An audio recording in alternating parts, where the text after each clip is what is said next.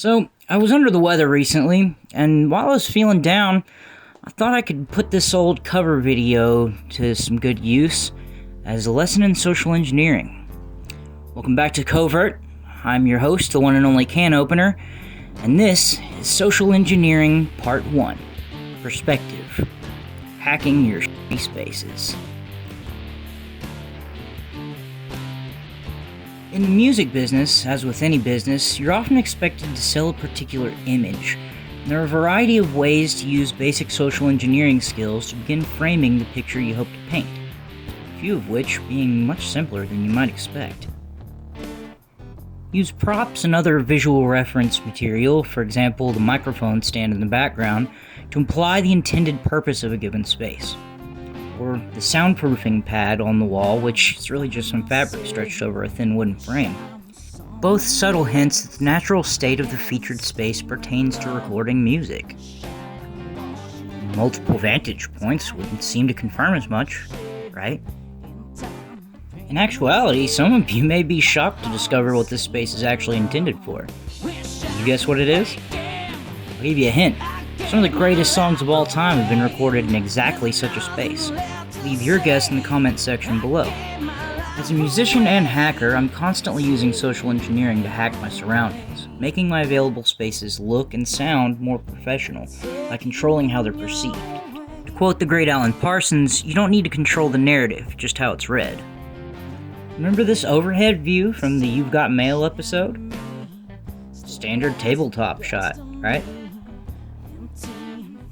It would certainly seem that way.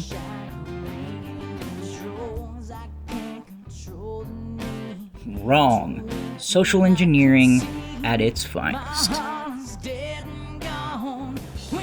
Control perspective and allow the target to assume the context.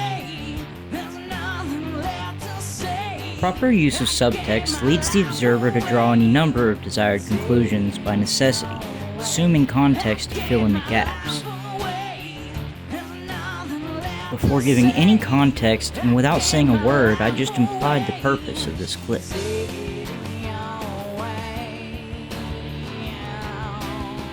Here I make another slightly more direct inference.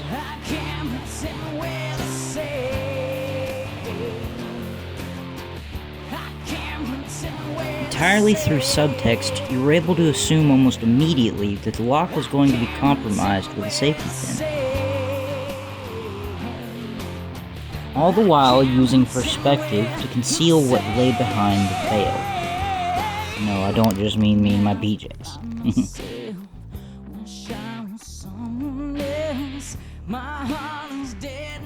What lay behind the veil is all the mess that you don't want them to see, so that they can draw their own conclusions based on the quality of the featured content.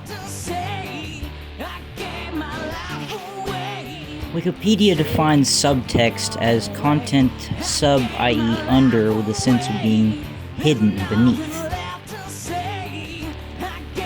Not announced explicitly, but is implicit or becomes something understood.